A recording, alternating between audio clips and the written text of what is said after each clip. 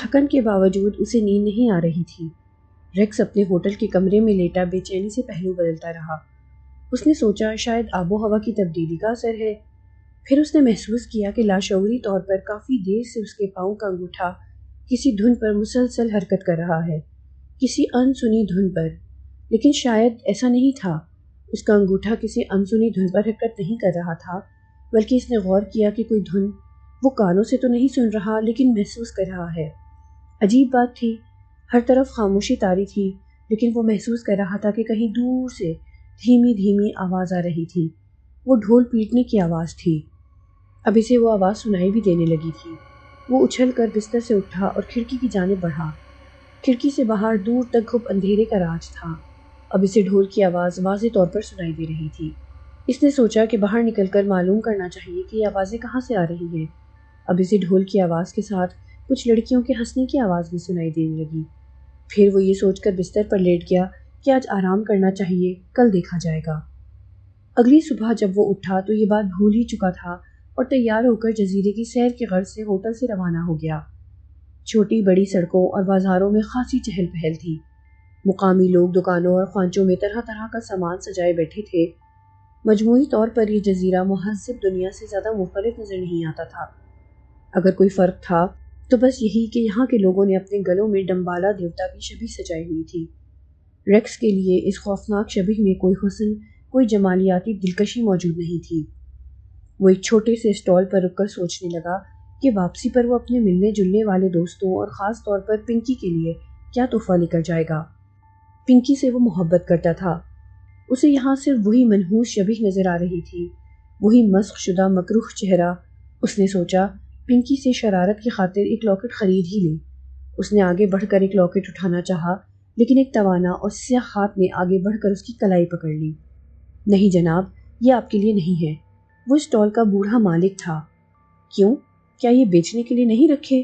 میں اسے تحفے کے طور پر اپنے دوستوں کے لیے لے جانا چاہتا ہوں۔ ریکس نے کہا، معاف کیجیے جناب، دراصل ڈمبالا دیوتا کی یہ شبیہ بڑی مقدس ہے۔ یہ صرف اس پر اعتقاد رکھنے والوں کے ہاتھوں فروخت کی جا سکتی ہے۔ بوڑھے دکاندار نے ملائمت سے کہا، کیا آپ اپنے دیوتاؤں یا خداؤں کے مقدس نشانات غیر مذہب ہاتھوں میں دینا گوارا کرتے ہیں؟ اوہ، ریکس نیم دلی سے مسکراتے ہوئے بولا، میں تمہارا مطلب سمجھ گیا ہوں۔ میں کسی کے مذہبی جذبات کو ٹھیس نہیں پہنچانا چاہتا۔ اس پر جھنجھلاہٹ سی طاری ہو گئی۔ اسے اس جزیرے پر ہر طرف بھوت کی طرح ڈمبالا دیوتا کی شبیہ دکھائی دینے لگی۔ ہر جگہ، ہر موڑ پر وہ مسخ شدہ چہرہ لکڑی، پلاسٹک، تانبے اور سونے چاندی کی صورت میں موجود تھا۔ ریکس کی حالت یہ تھی کہ وہ آنکھیں بند بھی کرتا تو اسے وہی چہرہ دکھائی دیتا۔ ہر جگہ دستیاب ہونے کے باوجود وہ اسے خرید نہیں سکتا تھا۔ یہی وجہ اس کی جھنجھلاہٹ کا سبب بنی ہوئی تھی۔ اس شام ریکس کو کنگ کلب میں اپنا پروگرام پیش کرنا تھا۔ وقت سے کچھ پہلے ہی وہ کلب پہنچ گیا۔ دھرتی دھیرے دھیرے اندھیرے کی چادر اوڑھنے لگی تھی۔ ہال میں نیم تاریک پراسرار سا ماحول طاری تھا۔ براؤن اپنے دیگر ساتھیوں سمیت ریکس کے پاس موجود تھا۔ ان لوگوں کا معاہدہ ختم ہو چکا تھا اور دوسرے دن وہ جزیرے سے رخصت ہونے والے تھے۔ پروگرام شروع ہوا۔ ریکس نے اپنا ترتیب دیا ہوا سانس جینا شروع کیا۔ 10 منٹ کے بعد ہی اسے محسوس ہونے لگا کہ تماشائی اس کے پروگرام کو پسند کرنے لگے ہیں۔ یہ احساس ہوتے ہی ریکس کے جسم میں گویا بجلیاں سی بھر گئیں۔ وہ بڑے مسرور کن انداز میں بڑی محویت سے پروگرام پیش کرنے لگا۔ ریکس اور اس کے ساتھیوں نے کئی آئٹم پیش کیے جو بہت پسند کیے گئے۔ پروگرام کے اختتام پر ہال میں موجود تمام لوگ رقص کرنے لگے۔ لڑکیوں کی گردن میں وہی مسخ شدہ چہرے کی شبیہ چمکتی دکھائی دے رہی تھی۔ ریکس نے دل ہی دل میں عہد کر لیا کہ وہ اس راز کو جان کر رہے گا۔ آخر وہ ڈمبالا کی شبیہ کیوں نہیں خرید سکتا؟ پروگرام کے اختتام پر ریکس نے کلب کی سیکرٹری سے بھی پوچھنا چاہا۔ وہ لڑکی اس کی رہائش اور دیگر امور میں بڑی مددگار ثابت ہوئی تھی، اس لیے ریکس کو امید تھی کہ اس معاملے میں وہ اس کی مدد ضرور کرے گی اور تسلی بخش جواب دے گی۔ لیکن وہ لمحہ ریکس کے لیے سخت شرمندگی کا باعث بنا جب اس کے استفسار پر کلب کی سیکرٹری اس کے پاس سے یوں ہٹ گئی جیسے ریکس نے اسے کسی بہت بڑے گناہ کی ترغیب دی ہو۔ اس کا شدید رد عمل جہاں ریکس کے لیے شرمندگی کا باعث بنا تھا، وہاں اسے سخت حیرت بھی ہوئی تھی کہ آخر یہاں کے لوگ اس شبیہ سے اتنے خوفزدہ کیوں ہیں۔ غالباً براؤن ان کی گفتگو سن رہا تھا۔ وہ اس کے قریب آیا۔ ریکس، میں نے تمہیں پہلے بھی کہا تھا کہ اس معاملے سے خود کو دور رکھو۔ یہ ڈمبالا کی طلسمی موسیقی اور رقص تمہارے دیکھنے کی چیز نہیں ہے۔ اس کے بارے میں زیادہ تجسس تمہارے لیے نقصان دہ ہو سکتا ہے۔ ریکس خاموش رہا۔ وہ سوچ رہا تھا کہ اگر آج رات بھی اسے کل کی طرح ڈھول پیٹنے کی آواز سنائی دی تو ضرور ان کا سراغ لگانے کی کوشش کرے گا، کسی کی مدد کے بغیر۔ اس کے بعد خواہ کچھ بھی ہو، پھر وہ وہاں سے اپنے ہوٹل کی طرف روانہ ہو گیا۔ وہ گہری نیند سو رہا تھا کہ ڈھول پیٹنے کی تیز دھمک نے اسے جگا دیا۔ ریکس اٹھ کر کھڑکی کے سامنے کھڑا ہو گیا اور آواز کی سمت کا تعین کرنے لگا۔ اسے یوں محسوس ہوا جیسے وہ آواز سامنے کے جنگل سے آ رہی ہو، اور وہ بھی زیادہ فاصلے سے نہیں بلکہ قریب ہی سے۔ اب وہ تھاپ خاصی تیز ہو چلی تھی۔ وہ وحشیانہ تھاپ اسے اپنی طرف بلاتی محسوس ہو رہی تھی۔ ریکس نے جلدی جلدی لباس بدلا اور ہوٹل سے نکل پڑا۔ ہر طرف سناٹا طاری تھا اور اس سناٹے میں ڈھول کی ڈھم ڈھم بہت پراسرار معلوم ہوتی تھی۔ ہوٹل سے نکلتے ہی اسے وہ آوازیں زیادہ واضح طور پر سنائی دینے لگی۔ ڈھول کی دھمک اسے یہ کہتی ہوئی محسوس ہوئی، آؤ آؤ جلدی آؤ۔ وہ جنگل کی طرف جانے والی تنگ سی پگڈنڈی پر چل پڑا۔ جوں جوں وہ آگے بڑھتا رہا اسے تپش سی محسوس ہونے لگی۔ وہ اسی سمت چل پڑا۔ اب پورا منظر اس کے سامنے تھا۔ جنگل کے اس حصے میں ایک بہت بڑا الاؤ دہک رہا تھا اور اس کے گرد مردوں اور عورتوں پر مشتمل ایک حلقہ ہاتھوں میں ہاتھ ڈالے رقص کر رہا تھا۔ آگ کے گرد عجیب سے لباس میں ملبوس سیاہ فام حیولے وحشیانہ اچھل کود میں مصروف تھے۔ عورتوں نے ایسا لباس پہنا ہوا تھا جیسے قدیم زمانے کے بادشاہوں کے دربار میں رقص کرنے والی رقاصائیں پہنتی تھی۔ مردوں نے چادر نما کوئی بھاری چیز کمر کے گرد لپیٹی ہوئی تھی اور ان کے جسم کا اوپری حصہ برہنہ تھا۔ ان کی سیاہ رنگت پسینے میں تر آگ کی روشنی میں چمک رہی تھی۔ وہ بڑے ردھم سے ڈھول کی تاپ پر قدم اٹھا کر دوسری تھاپ پر بڑی زور سے زمین پر پاؤں مار رہے تھے۔ ان کے پاؤں کی دھمک سے گویا زمین کانپتی ہوئی محسوس ہو رہی تھی۔ وقفے وقفے سے کسی شخص کی تہکمانہ آواز اس شور و غل پر حاوی ہو جاتی تھی۔ دوسرے ہی لمحے ڈھول کی تاپ اور قدموں کی دمک گونج جاتی۔ حلقے کے اندر آگ کے الاؤ کے بے حد قریب ایک لمبا تڑنگا سیاہ فام ناچ رہا تھا۔ دہکتے الاؤ کی روشنی میں تارکول کی طرح اس سیاہ بدن کی چمک بڑی خوفناک تھی۔ اس نے منہ پر نقاب ڈال رکھا تھا۔ اچانک اس نے اپنے دونوں ہاتھ بلند کیے اور فوراً ہی ڈھول کی آواز بند ہو گئی۔ رقص کرنے والے ایک دم ہی اس طرح تھم گئے جیسے وہ ریموٹ سے کنٹرول کیے جانے والے کھلونے ہوں اور بٹن دبا کر انہیں روک دیا گیا ہو۔ کچھ ہی دیر بعد ڈھول دوبارہ پیٹا جانے لگا۔ اس مرتبہ اس کی دھمک مختلف انداز کی تھی۔ نقاب پوش وحشی انسان آسمان کی طرف ہاتھ اٹھا کر ناقابل فہم زبان میں بڑبڑانے لگا جیسے وہ کسی نادیدہ روح سے ہم کلام ہو۔ رقص کرنے والے ایک نئے وحشیانہ عزم کے ساتھ ناچنے لگے۔ ان کی اچھل کود میں پہلے سے کہیں زیادہ شدت آ گئی تھی۔ اس دھن پر وہ لوگ گویا دیوانے سے ہو گئے تھے۔ ریکس ایک جھاڑی کے پیچھے چھپ کر یہ ہوشربا منظر دیکھ رہا تھا۔ اسے یقین ہونے لگا کہ اس نے جس طلسمی موسیقی اور رقص کے بارے میں سن اور پڑھ رکھا تھا وہ یہی ہے جس میں ان لوگوں کو اپنے تن من کا ہوش نہیں تھا۔ وہ دم سادھے اس انوکھی تھاپ پر غور کرتا رہا۔ جلد ہی یہ اس کی سمجھ میں آ گئی۔ اب وہ بھی اس تھاپ پر اپنے پاؤں اور سر کو جنبش دے رہا تھا۔ وہ اس ماحول میں اس طرح محو ہو گیا کہ خود کو الاؤ کے گرد ناچنے والوں کا حصہ سمجھنے لگا۔ پھر اس نے اپنی جیب سے نوٹ بک نکالی۔ یہ طلسمی دھن اس قابل تھی کہ اسے لکھ لیا جائے۔ نوٹ بک نکال کر اس نے وہاں تک آتی الاؤ کی روشنی میں پینسل سے اس دھن کو موسیقی کی زبان میں تحریر کر لیا۔ مارے خوشی کے اس کے جسم میں لرزش سی طاری ہو گئی۔ وہ ایک نایاب دھن دریافت کرنے میں کامیاب ہو گیا تھا۔ اس نے سوچا کہ جب وہ وطن واپس پہنچ کر اس دھن کو اپنے پروگرام میں پیش کرے گا تو ہر طرف اس کے فن کا ڈنکا بجنے لگے گا۔ وہ نوٹ بک بند کر کے جیب میں رکھنے ہی لگا تھا کہ اچانک ایک بھاری بھرکم سیاہ ہاتھ اس نوٹ بک پر حملہ آور ہوا۔ اس اچانک حملے سے گھبرا کر ریکس کے منہ سے چیخ نکل گئی۔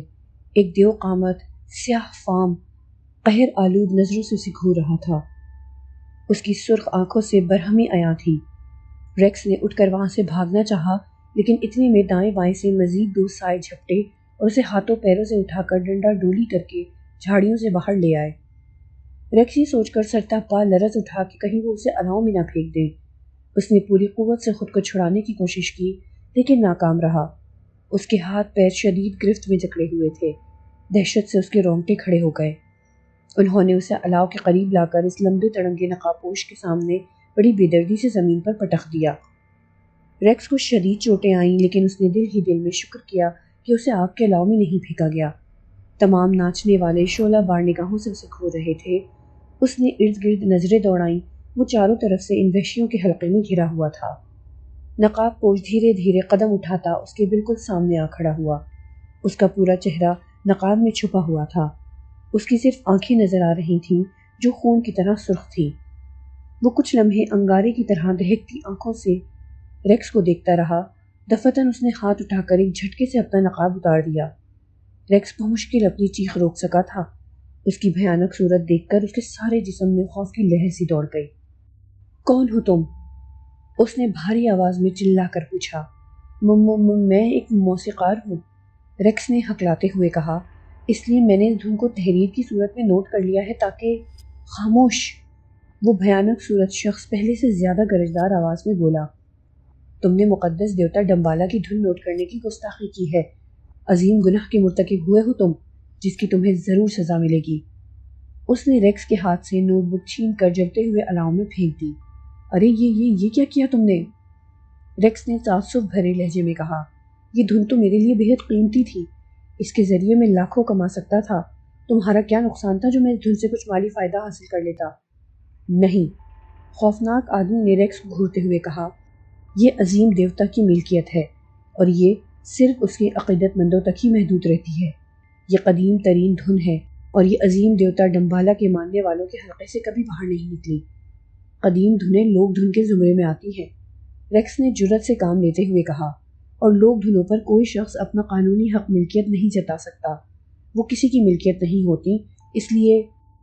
لمبے تڑنگے خوفناک صورت شخص نے ریکس کو کالر سے پکڑ کر کسی ہلکے پھلکے کھلونے کی طرح اٹھا لیا اور اس کا چہرہ اپنے چہرے کے قریب لاتے ہوئے غرایا، کان کھول کر میری بات سن لو، ڈمبالا بڑا با اختیار اور بہت غضبناک دیوتا ہے۔ اگر تم نے اس کی امانت میں خیانت کی تو وہ تم سے ایسا بھیانک انتقام لے گا کہ قیامت تک تمہاری روح بھی تڑپتی رہے گی۔ تم چاہے کہیں بھی چلے جاؤ، دنیا کے کسی بھی حصے میں جا چھپو، وہ ہر جگہ پہنچنے کی اہلیت رکھتا ہے۔ تم اس کے غضب سے نہیں بچ سکو گے۔ ریکس کو اس کے وجود سے بدبو کے بھپکے اٹھتے محسوس ہوئے۔ یہ کہہ کر اس شخص نے ریکس کو دھکا دے کر دور پھینک دیا، اب دفان ہو جاؤ یہاں سے، پھر کبھی یہاں آنے کی کوشش مت کرنا۔ ریکس حلقہ بنائے ہوئے لوگوں کے قدموں میں جا گرا۔ وہ فوراً اس سے دور ہٹ گئے، جیسے وہ اس ناپاک اور نجس وجود کے لمس سے بچنا چاہتے ہوں۔ ریکس کو کافی چوٹیں آئیں، لیکن جان بچ جانے کی مسرت ان چوٹوں سے کہیں زیادہ تھی۔ اس نے سوچا، اگر وہ وحشی لوگ اسے زندہ آگ کے الاؤ میں جھونکنے کا فیصلہ کر لیتے تو وہ ان کا کیا بگاڑ سکتا تھا؟ ریکس بے چین سا رہنے لگا۔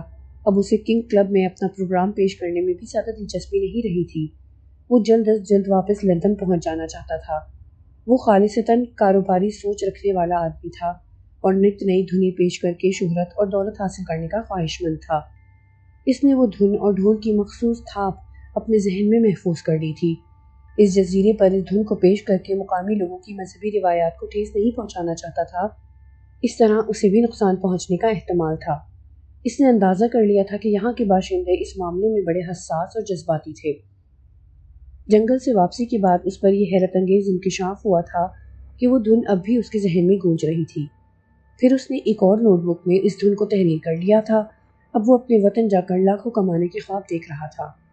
اسے اس خوفناک صورت نقاب پوش کی دھمکی بے وقت محسوس ہوئی تھی۔ ایسے توہمات پر وہ قطعاً یقین نہیں رکھتا تھا۔ وہ دیوی دیوتاؤں کے قصوں کو جاہل ذہنوں کے تخیل سے زیادہ اہمیت دینے کو تیار نہیں تھا۔ وہ اس بات پر قطعاً یقین نہیں رکھتا تھا کہ اس جزیرے سے ہزاروں میل دور لندن میں ڈمبالا دیوتا کی نحوستیں اسے کوئی نقصان پہنچا سکیں گی۔ بالآخر وہ دن بھی آ گیا جس کا ریکس کو بڑی بے چینی سے انتظار تھا۔ لندن کے ایک کلب میں اسے عارضی طور پر ایک پروگرام مل گیا تھا۔ اس کلب میں کنگ کلب کی طرح منحوس دیوتا کی کریہ المنظر شبیہیں نہیں تھی، جن سے ریکس خاصا الرجک ہو چکا تھا۔ براؤن بھی وہیں موجود تھا، اسے بھی اس کلب میں ایک پروگرام مل گیا تھا۔ کلب میں بے حد چہل پہل تھی۔ کچھ دیر بعد کلب کا مالک، جو خود ہی اناؤنسر کے فرائض بھی انجام دیا کرتا تھا، مائک تھام کر اسٹیج پر آ گیا۔ خواتین و حضرات توجہ فرمائیے۔ کلب میں یکلخت خاموشی چھا گئی۔ تمام حاضرین اسٹیج کی جانب متوجہ ہو گئے۔ آپ کے لیے بہت دور پار سے ایک عجیب و غریب اور اچھوتا تحفہ پیش کرنے کا اعزاز ہمارے کلب کو حاصل ہو رہا ہے۔ نوجوان موسیقار ریکس حال ہی میں ویسٹ انڈیز کے دورے سے واپس آئے ہیں، جہاں سے وہ ایک پراسرار اور طلسمی موسیقی کی دھن بڑی مشکل سے سمجھ کر آپ کے لیے یہاں تک لانے میں کامیاب ہو گئے ہیں۔ تو تشریف لاتے ہیں موسیقار ریکس اپنے ووڈو میوزک کے ساتھ۔ ہال تالیوں کے شور سے بھر گیا۔ روشنیاں مدھم کر دی گئیں۔ ریکس فخریہ انداز میں قدم اٹھاتا اسٹیج پر پہنچا۔ ہال میں بہت کم روشنی تھی۔ اسٹیج کی تیز روشنیاں بھی بجھا دی گئیں۔ تالیوں کا شور کم ہوا تو ریکس نے تمام حاضرین کا شکریہ ادا کیا اور بانسری پر دھن چھیڑ دی۔ اس کے ساتھی ڈھول پر اس کا ساتھ دینے لگے۔ ریکس اپنے ساتھیوں کو خاصی محنت کے بعد وہ دھن سمجھا پایا تھا۔ یہ موسیقی دراصل اس ماحول سے تعلق ہی نہیں رکھتی تھی۔ یہ طلسماتی موسیقی ہزاروں میل دور غیر مہذب اور جنگلی علاقے کی موسیقی تھی، سیاہ فام لوگوں کی مقدس موسیقی۔ ریکس نے آنکھیں بند کر لیں اور بڑے سکون اور یکسوئی سے بانسری بجانے لگا۔ تھوڑی دیر بعد اسے یوں محسوس ہوا جیسے بانسری پر اس کا اختیار نہیں رہا، گویا اس سے خود بخود سر بلند سے بلند تر ہوتے جا رہے تھے۔ دفعتاً سرد ہوا کا جھونکا اس کے ماتھے سے ٹکرایا۔ اس کے نتنوں میں ایک ایسی خوشبو آئی جو اس سے قبل اس نے صرف پائپی جزیرے پر محسوس کی تھی۔ پھر ایک دم ناگوار بدبو کا ایک بھپکا سا آیا، بالکل ایسی بدبو جو اس نے جنگل میں آگ کے الاؤ کے گرد رقص کرتے لوگوں میں محسوس کی تھی۔ تب اس نے سوچا تھا کہ یہ ناگوار بو آگ کے قریب ناچنے والوں کے جسموں پر بہنے والے پسینے سے آ رہی ہوگی، یا وہ لوگ آگ میں کوئی ایسی چیز جلا رہے تھے۔ لیکن وہاں سے ہزاروں میل دور یہاں لندن میں اس بو کا کیا کام؟ ریکس کو حیرت کا شدید جھٹکا لگا اور اس نے آنکھیں کھول دی۔ ایک رقاصہ کی لمبی زلفیں تیز ہوا میں لہرا رہی تھیں۔ اس نے سوچا شاید پنکھے ضرورت سے زیادہ تیز چلا دیے گئے ہیں، لیکن پنکھے تو اسے بہت آہستہ چلتے نظر آ رہے تھے۔ باہر سے طوفان کا تیز شور سا بلند ہوا جو بتدریج بڑھتا چلا گیا۔ دروازوں کے پردے پھڑپڑانے لگے، میزوں سے میز پوش اڑ کر فضا میں لڑکنے لگے۔ ریکس نے بانسری بجانا جاری رکھی اور اپنے ساتھیوں کی جانب دیکھا۔ وہ بھی تیز ہوا میں ساز بجانے میں خاصی دقت محسوس کر رہے تھے۔ دفعتاً ریکس کے سامنے سے وہ کاغذ جس پر دھن تحریر تھی ایک جھٹکے سے فضا میں اڑ گیا۔ وہ کاغذ شیشے کے خاصی وزنے پیپر ویٹ کے نیچے دبا ہوا تھا۔ اسے ایسا محسوس ہوا تھا جیسے کسی نادیدہ ہاتھ نے پیپر ویٹ کے نیچے سے وہ کاغذ نکال کر اوپر اچھال دیا ہو۔ کاغذ سٹیج سے خاصا دور فرش پر جا گرا۔ طوفانی چیخیں بلند سے بلند تر ہوتی جا رہی تھیں۔ چنگھاڑتی ہوا میں اسے ایسی آوازیں آ رہی تھیں جیسے کوئی غیر انسانی مخلوق قررا رہی ہو، چیخ رہی ہو، غضبناک ہو رہی ہو۔ رقاصائیں سٹیج سے اتر گئیں۔ ہال میں رکھی میزیں اور کرسیاں الٹنے لگیں۔ تماشائیوں میں بھگدڑ سی مچ گئی۔ مردوں نے اپنی ساتھی لڑکیوں کا ہاتھ پکڑا اور باہر کی جانب دوڑے۔ کچھ لڑکیاں خوفزدہ ہو کر چیخنے لگیں۔ مردوں کے چہرے پر بھی سراسیمگی کے آثار تھے۔ وہ سب کسی اندیکھی قوت سے ہراساں دکھائی دے رہے تھے۔ فرنیچر ٹوٹنے کی آوازیں بار بار بلند ہو رہی تھیں، مگر ریکس اب بھی بانسری بجا رہا تھا۔ اس نے بانسری کو اپنے ہونٹوں سے الگ کرنا چاہا، لیکن اب یہ اس کے بس میں نہیں رہا تھا۔ طوفانی ہوا کی چیخوں کے ساتھ بانسری کی بلند آواز عجیب خوفناک سما پیش کر رہی تھی۔ وہ بانسری بجائے جا رہا تھا، اس کی آنکھیں حیرت اور خوف سے پھٹی پڑ رہی تھیں۔ اسے محسوس ہوا کہ بانسری بجاتے بجاتے اس کے پھیپھڑے جواب دے جائیں گے۔ اسے اپنے ساتھیوں اور تماشائیوں میں مچی افراتفری کا بھی کوئی ہوش نہ رہا۔ پھر یکلخت ہال کی روشنیاں بجھ گئیں، گھپ اندھیرا چھا گیا۔ تھوڑی دیر بعد ریکس کی بانسری کی آواز بھی بند ہو گئی۔ چند لمحوں بعد جب دوبارہ ہال روشن ہوا تو کلب کے ہال میں ٹوٹ پھوٹ کا منظر نہایت ہولناک تھا۔ کوئی چیز سالم نہیں رہی تھی۔ یوں لگتا تھا جیسے ہال میں جنگلی بھینسیں گھس آئے ہوں اور انہوں نے ہر شے رون ڈالی ہو۔ کلب کا مالک اس نقصان کا جائزہ لے کر سر پیٹ رہا تھا۔ اف، میں تو تباہ ہو گیا، برباد ہو گیا۔ طوفان اچانک ہی بند ہو گیا تھا، جیسے یہ سب کچھ کسی میکانیکی سسٹم کے تحت ہو رہا تھا، اور اب کسی نے بٹن دبا کر ہر چیز کو ساکت کر دیا تھا۔ ریکس گہری گہری سانسیں لینے لگا۔ آپ نے یہاں کا بیمہ تو کرا رکھا ہوگا؟ براؤن نے کلب کے مالک سے پوچھا۔ وہ اداس اداس نظر آ رہا تھا۔ جی ہاں، کلب کے مالک نے جواب دیا۔ پھر وہ اپنے نقصان کا اندازہ لگانے کے لیے وہاں سے ہٹ گیا۔ اب وہاں براؤن اور ریکس کے علاوہ کوئی بھی موجود نہ تھا۔ براؤن شدید نفرت اور غصے سے ریکس کو دیکھ کر بڑبڑا رہا تھا۔ ڈمبالا دیوتا سے مذاق کرنے کا نتیجہ دیکھ لیا تم نے؟ ریکس خاموش رہا۔ وہ اس وقت پیانو کی طرف دیکھ رہا تھا اور سوچ رہا تھا کہ پروگرام پیش کرتے وقت پیانو کی آواز ٹھیک سے نہیں آ رہی تھی، لہٰذا اس کی مرمت کرنا پڑے گی۔ کیا سوچ رہے ہو ریکس؟ براؤن نے پوچھا۔ میں اس پیانو کو ساتھ لے جانے کے بارے میں سوچ رہا ہوں۔ یہ خراب نظر آتا ہے، تاکہ گھر لے جا کر اس کی مرمت کر سکوں، اور کل کے پروگرام۔ اتنے عذاب سے گزرنے کے بعد بھی تم کل کے پروگرام کے بارے میں سوچ رہے ہو؟ پھر ریکس کو سمجھاتے ہوئے اس نے کہا، اب تمہیں گھر جا کر آرام کرنا چاہیے۔ میں گھر جا کر آرام تو ضرور کروں گا، لیکن تم کس عذاب کی بات کر رہے ہو؟ ریکس نے حیرت سے پوچھا۔ تم کیا سمجھتے ہو کہ یہ جو آندھی آئی تھی اور یہاں جو تباہی مچی تھی یہ سب قدرتی تھے؟ بے وقوف، یہ ڈمبالا دیوتا کی نافرمانی کا نتیجہ ہے۔ تم نے اس کی دھن کو یہاں پیش کر کے کچھ اچھا نہیں کیا۔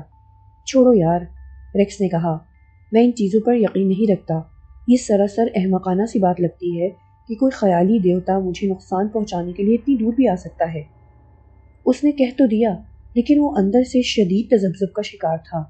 بہرحال براؤن نے گہری سانس لے کر کہا، میرا کام تمہیں سمجھانا تھا، اپنے برے بھلے کے لیے تم خود بہتر سوچ سکتے ہو۔ اب چلنا چاہیے۔ ریکس نے گویا اس کی بات سنی ہی نہیں۔ وہ اپنے کاغذات بیگ میں ڈالتے ہوئے بولا، اب کل پروگرام پیش کرتے ہوئے یہی ملاقات ہوگی۔ شاید کل یہاں پروگرام نہ ہو سکے، براؤن نے ہال کا جائزہ لیتے ہوئے کہا۔ کیوں؟ ظاہر ہے کل تک یہ جگہ پروگرام کے قابل نہیں ہو سکے گی، تمام فرنیچر ٹوٹ پھوٹ چکا ہے، براؤن نے کہا۔ چلو یہ اور بھی اچھا ہے، ریکس نے سکون سے کہا، میں 1-2 دن میں اپنے آرکیسٹرا کی رہی سہی خامیاں بھی دور کر دوں گا۔ پھر یہ دھن آج کی مقبول ترین دھن ہوگی اور ہر طرف موسیقار ریکس کے نام کا ڈنکا بجنے لگے گا۔ براؤن استہزائیہ انداز میں مسکرایا۔ ریکس اس سے مصافحہ کر کے چل دیا۔ پیانو کی مرمت اس نے اگلے دن پر اٹھا رکھی۔ وہ ہال کے دروازے پر ہی پہنچا تھا کہ عقب سے اسے پیانو بجنے کی آواز سنائی دی۔ اس نے سوچا کہ شاید براؤن ایسا کر رہا ہے۔ وہ ایک نہایت اداس دھن بجا رہا تھا، ایک ایسی سوگوار دھن جو کسی کے جنازے پر بجائی جاتی ہے، ماتمی دھن۔ وہ ہال کے دروازے پر ایک لمحے کو رکا اور مسکرا کر پلٹا۔ اسے حیرت کا شدید جھٹکا لگا تھا۔ براؤن وہیں ساکت کھڑا تھا جہاں وہ اسے چھوڑ آیا تھا۔ پیانو خود بخود بج اٹھا تھا۔ وہ سر جھٹک کر چل دیا۔ اس نے سوچا شاید ہوا کے تیز جھونکے سے پیانو کے تار جھنجھنا اٹھے ہوں، لیکن ہوا تو اب بالکل ساکت تھی۔ یہ شخص نقصان اٹھائے بغیر راہ راست پر نہیں آئے گا، براؤن زیر لب بڑبڑایا۔ کلب سے نکل کر ریکس نے کھلی فضا میں چند گہری گہری سانسیں لی۔ رات کے وقت وہ عموماً پیدل ہی گھر جایا کرتا تھا۔ اس وقت سڑکیں تقریباً سنسان پڑی ہوئی تھیں۔ وہ بے خوف گھر کی طرف روانہ ہو گیا۔ وہ سوچ رہا تھا کہ کلب میں اسے کیا ہو گیا تھا کہ بانسری کوشش کے باوجود اس کے ہونٹوں سے الگ نہیں ہو رہی تھی۔ اسے خیال آیا کہ شاید وہ خود بھی اس دلکش اور طلسماتی دھن کے سحر میں کھو گیا تھا اور ذہنی طور پر وہ اسے ختم کرنا نہیں چاہتا تھا۔ ہاں، یہی بات ہو سکتی ہے۔ وہ چلتے چلتے بڑبڑایا، ڈمبالا دیوتا کا عذاب۔ ہاں، اس نے فٹ پاتھ پر پڑے پتھر کو زوردار ٹھوکر ماری، جیسے اس نے وہ ٹھوکر تصوراتی دیوتا ڈمبالا کے منہ پر ماری ہو۔ تھوڑی ہی دور جانے کے بعد ایک احساس نے اس کے خیالات کے سلسلے کو پارا پارا کر دیا۔ وہ بڑی حیرت سے ارد گرد کا جائزہ لینے لگا۔ کلب کے ہال میں آندھی نے اتنی توڑ پھوڑ مچائی تھی، مگر باہر تو آندھی آنے کے ہلکے سے آثار تک نہیں تھے۔ تو کیا وہ آندھی واقعی صرف کلب کے ہال میں ہی آئی تھی؟ کیا واقعی وہ ڈمبالا دیوتا کا بھیجا ہوا عذاب تھا جو آندھی کی صورت میں نازل ہوا تھا؟ یہ سوچ کر وہ کچھ خوفزدہ ہو گیا۔ وہ لمبے لمبے ڈب بھرتا سڑک کے کنارے کنارے چلنے لگا۔ یکلخت اسے باہر کی ہوا میں بھی وہی تیزی محسوس ہونے لگی۔ اس کا کوٹ پھڑپڑانے لگا۔ اس نے ایک موڑ کاٹا تو ایک لمبے تڑنگے سیاہ فام کو اپنے روبرو پایا۔ ریکس کی ریڑھ کی ہڈی میں سردی کی لہر سی دوڑ گئی۔ دفعتاً اس کے نتنوں سے بدبو کا بھپکا سا ٹکرایا۔ یہ بدبو اس سیاہ فام کے وجود سے اٹھ رہی تھی۔ ریکس کا دماغ سن ہو کر رہ گیا۔ یہ وہی بدبو تھی جو اس نے ویسٹ انڈیز کے جزیرے پر آگ کے گرد رقص کرنے والوں کے جسم سے اٹھتی محسوس کی تھی۔ آپ کے پاس ماچس ہوگی؟ سیاہ فام اس کے قریب آ کر بولا۔ جی ہاں۔ ریکس نے کوٹ کی جیب سے ماچس نکال کر اسے تھمائی اور واپس لیے بغیر آگے بڑھ گیا۔ اب ہوا اور تیز ہو گئی تھی۔ اس کے ساتھ ہی اسے اپنی گردن کے پاس گرم سی لجلجاہٹ کا احساس ہوا۔ اس نے فوراً پلٹ کر دیکھا، لیکن اس کے ارد گرد کسی کا وجود نہیں تھا، لیکن وہ ایسا محسوس کر رہا تھا جیسے کوئی نادیدہ جانور اس کے پیچھے پیچھے آ رہا ہے اور اس کی تھوتنی اس کی گردن کے بالکل قریب ہے۔ وہ اس کی گرم گرم سانسوں کو اپنی گردن پر محسوس کر رہا تھا۔ اب ریکس نے خوفزدہ ہو کر دوڑنا شروع کر دیا۔ وہ جلد از جلد گھر پہنچ جانا چاہتا تھا۔ ایک موڑ پر کسی فلم کا پوسٹر لگا ہوا تھا جس میں ایک بنمانس دانت نکالے کھڑا تھا۔ ریکس کی نظر اس پر پڑی تو مارے دہشت کے اس کے قدم لڑکھڑا سے گئے۔ بیگ اس کے ہاتھ سے چھوٹ گیا اور وہ خود بھی کوڑے کے ڈرم سے ٹکرا کر گر گیا۔ دفعتاً ایک خوفناک غراہٹ ابھری اور ریکس خوف کی زیادتی سے اوندھے منہ زمین پر گر گیا۔ پھر جلدی سے سیدھا ہو کر بیٹھ گیا اور اٹھنے کی کوشش کی۔ اس کی ٹانگیں بری طرح سے لرز رہی تھیں اور دل کی دھڑکن وہ حلق میں محسوس کر رہا تھا۔ کوڑے کے ڈرم سے ایک کالی بلی اچھل کر باہر آئی اور اس کے پاس سے گزر گئی۔ کوڑے کے ڈرم سے ٹکراتے ہی جو خوفناک اور راحت ریکس نے سنی تھی وہ یقیناً ڈرم میں موجود اس بلی کے حلق سے برآمد ہوئی تھی۔ ریکس اٹھ کر پوری قوت سے بھاگنے لگا۔ وہ اپنی گردن پر گرم گرم سانسوں کا لمس اب بھی محسوس کر رہا تھا۔ سامنے سے ایک بے حد تیز رفتار کار اس کی جانب آ رہی تھی۔ اس کے قریب پہنچ کر کار اچانک رک گئی۔ تھوڑی دیر تک کار کے ٹائر بری طرح چیخے سڑک پر لکیریں بناتے رک گئے۔ ریکس ایک دم رک گیا اور سہمی سہمی نظروں سے کار کی طرف دیکھنے لگا۔ کار کی ڈرائیونگ سیٹ پر بھی اسے ایک سیاہ فام بیٹھا دکھائی دیا۔ کیا بات ہے مسٹر، آپ کچھ پریشان دکھائی دے رہے ہیں؟ سیاہ فام نے پوچھا۔ پھر اس نے دانت نکالتے ہوئے کہا، کیا میں آپ کی کچھ مدد کر سکتا ہوں؟ نہیں شکریہ، ریکس نے ہکلا کر جواب دیا اور دوبارہ بھاگ کھڑا ہوا۔ آخر وہ اپنے مکان تک پہنچ ہی گیا۔ اس نے کپ کپاتے ہاتھوں سے تالا کھولا اور اندر داخل ہو گیا۔ ریکس نے سکون کا سانس لیا۔ اب وہ خود کو محفوظ تصور کرنے لگا تھا۔ آندھی، شور و غل، خطرہ اور تمام مصیبتیں ختم ہو چکی تھیں۔ وہ خود کو ملامت کرنے لگا کہ خواہ مخواہ ہی پریشان ہو گیا تھا۔ شاید یہ اس اچانک آنے والی آندھی اور براؤن کی باتوں کا اثر تھا۔ اس نے دل ہی دل میں براؤن پر لعنت بھیجی۔ اس نے خواہ مخواہ سے خوفزدہ کرنے کی کوشش کی تھی۔ اسے کمرے کے اندر سے کسی کے سانس لینے کی آواز آنے لگی۔ پھر ایک دم اس آواز میں اتنی تیزی آ گئی۔ تب اسے معلوم ہوا کہ وہ سانس لینے کی آواز نہیں بلکہ تیز ہوا کی سرسراہٹ تھی جو دم بدم بڑھتی جا رہی تھی۔ کھڑکیوں کے پردے زور زور سے پھڑپڑانے لگے۔ ریکس نے آگے بڑھ کر کھڑکیاں بند کر دیں۔ کمرے میں آتی تیز ہوا کا راستہ بند ہو گیا۔ اس نے ٹیبل لیمپ جلایا اور جیب سے نوٹ بک نکال کر میز پر رکھ دی۔ اس نے نوٹ بک کی طرف دیکھا تو اس کی نظریں وہیں جم کر رہ گئیں۔ نوٹ بک کی جلد پر اسے وہ شبیہ واضح طور پر نظر آ رہی تھی جو اس نے ویسٹ انڈیز کے جزیرے پر لوگوں کے گلے میں دیکھی تھی۔ پھر اس نے اپنی گردن پر گرم گرم سانسوں کا لمس محسوس کیا اور اپنے نتنوں میں تیز اور ناگوار بدبو محسوس کی۔ اسے واضح طور پر کمرے میں کسی کی موجودگی کا احساس ہوا۔ اچانک ٹیبل لیمپ کی روشنی کم ہو گئی، جیسے وولٹیج کئی گنا کم ہو گیا ہو۔ کمرے میں ملگوجا سا اندھیرا پھیل گیا۔ دھندلی تاریکی میں ریکس کو ایک ڈراؤنا مسخ شدہ چہرہ دکھائی دیا۔ وہ ڈمبالا دیوتا کا چہرہ تھا۔ یہ محض ایک شبیہ نہیں تھی بلکہ جیتا جاگتا چہرہ تھا۔ پراسرار دیوتا ڈمبالا سخت غیظ و غضب کے عالم میں پورے وجود کے ساتھ اس وقت کمرے میں ریکس کے سامنے کھڑا تھا۔ اس کے ارد گرد کئی سائے رقص کرتے نظر آ رہے تھے۔ رقص کرنے والوں کا وجود نہیں تھا، وہ بس سائے تھے۔ ریکس کے کانوں میں وہی پراسرار موسیقی کی دھن سنائی دینے لگی۔ باہر سے شدید طوفان کا شور بھی اسے سنائی دینے لگا۔ ڈمبالا دیوتا اس کے قریب آ گیا۔ اس کا خوفناک اور بھیانک چہرہ لہجہ بہ لہجہ ریکس کے چہرے کے نزدیک ہوتا جا رہا تھا۔ شدید بدبو کے باعث اس کا دماغ پھٹا جا رہا تھا۔ اس نے بدحواسی کے عالم میں اپنے دفاع کے لیے اور کچھ نہیں ملا تو وہی نوٹ بک اٹھا لی اور اپنے چہرے کے سامنے لہرانے لگا۔ ڈمبالا کا خوفناک چہرہ اس کے اور قریب آ گیا۔ اس کے ہونٹ پھیلے ہوئے تھے اور ان کے درمیان سے جھانکتے لمبے لمبے دانت اس کی خوفناکی میں مزید اضافہ کر رہے تھے۔ اس وقت وہ بھیانک چہرہ دیکھ کر کہا جا سکتا تھا کہ اس سے زیادہ ہیبت ناک اور مکروہ چہرہ روئے زمین پر شاید ہی موجود ہو۔ اس ڈراؤنے چہرے کی دہشت اور ہیبت دنیا جہاں کی خوف و دہشت سے بالاتر تھی۔ پھر وہ دو بازو جو بازوؤں سے زیادہ پنجوں سے مشابہ تھے ریکس کی طرف بڑھے۔ ریکس کو اپنی موت یقینی نظر آنے لگی۔ اس نے دونوں بازوؤں میں چہرہ چھپا لیا۔ اس نے سوچا، بالآخر آخری گھڑی آن پہنچی۔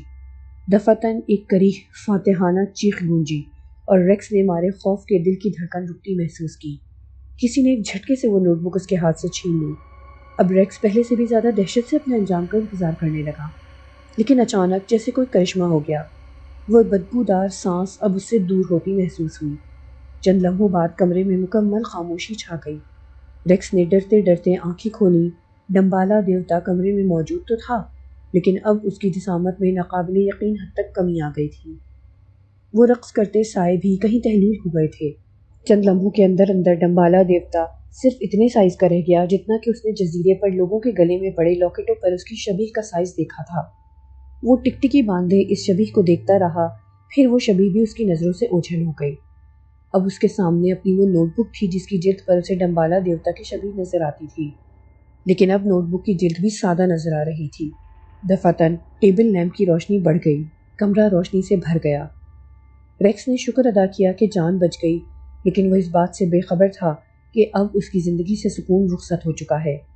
وہ زندگی کی آخری سانس تک اس خوفناک چہرے کی دہشت کو فراموش نہیں کر سکتا تھا۔ اٹھتے بیٹھتے سوتے جاگتے اسے وہی مکروہ چہرہ دکھائی دینے لگا۔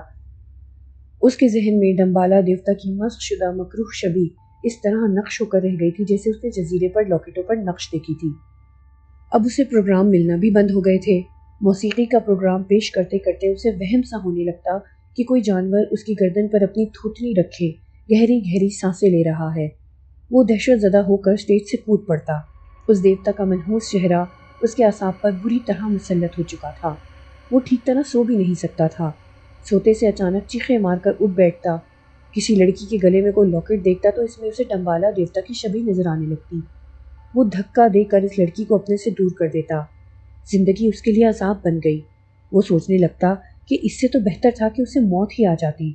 دیوتا نے اسے زندہ چھوڑ کر اس سے بدترین انتقام لیا تھا۔ اس کی صحت دن بدن گرتی جا رہی تھی۔ ایک روز پنکی اسے اپنے فلیٹ میں لے آئی۔ 12ویں منزل پر واقع اپنے فلیٹ کی بیلکنی میں باہر کے خوبصورت نظارے سے لطف اندوز ہوتے ہوئے اس نے ریکس کو سمجھایا، خود کو سنبھالو ریکس، یہ تمہیں کیا ہوتا جا رہا ہے؟ میری کچھ سمجھ میں نہیں آتا۔ ریکس نے لمبی سانس کھینچ کر متاسفانہ لہجے میں کہا، کاش میں نے لوگوں کا کہنا مان لیا ہوتا تو آج میرا یہ حال نہ ہوتا۔ بہرحال جو ہونا تھا ہو چکا، اسے بھولنے کی کوشش کرو، اس طرح تو تم خود کو تباہ کر لو گے۔ اور تم نے اس کرسمس پر مجھ سے شادی کا وعدہ کیا تھا، لیکن میں اس حالت میں تمہارے ساتھ زندگی نہیں گزار سکتی، ذرا سوچو تو۔ اوہ پنکی ڈارلنگ، ریکس نے ہاتھ بڑھا کر اسے اپنے قریب کر لیا، میں کل ہی فادر ڈاوسن سے ملوں گا، وہ اس سلسلے میں یقیناً میری مدد کریں گے۔ وہ روحانیت میں خاصی شہرت رکھتے ہیں اور مجھے امید ہے کہ اس منحوس دیوتا۔ دفعتاً اس کی نظر پنکی کے گلے میں پڑی لاکٹ پر پڑی اور اچانک اس پر خوف حملہ آور ہوا۔ اسے اس لاکٹ پر ڈمبالا دیوتا کی شبیہ نظر آئی۔ اس نے دہشت زدہ ہو کر پوری قوت سے پنکی کو دھکا دیا اور اس کی نظروں کے سامنے سے ڈمبالا دیوتا کی شبیہ ہٹ گئی۔ اسی لمحے ریکس کو پنکی کی دہشتناک چیخ سنائی دی جو بتدریج دور ہوتی جا رہی تھی۔ وہ ایک دم ہوش میں آ گیا۔ اس نے بالکنی میں خود کو تنہا کھڑے پایا۔ دہشت سے اس کے رونگٹے کھڑے ہو گئے۔ وہ لپک کر بالکنی کی ریلنگ تک آیا۔ نیچے بہت دور پنکی نقطے کی صورت میں پختہ روش پر پڑی تھی۔ پھر اس نے کچھ اور نقطوں کو اس ساکت نقطے کے گرد متحرک دیکھا۔ صدمے نے اس کے حواس معطل کر دیے تھے۔ پنکی اس کے دھکے سے سنبھل نہیں سکی تھی اور بالکنی سے نیچے 12 منزل نیچے گر گئی تھی۔ ریکس ریلنگ پر قدرے جھک کر آنکھیں پھاڑے نیچے دیکھ رہا تھا۔ دفعتاً اسے چکر سا آیا اور وہ اپنا توازن برقرار نہ رکھ سکا۔ وہ خطرناک انداز میں ریلنگ پر جھکا ہوا تھا۔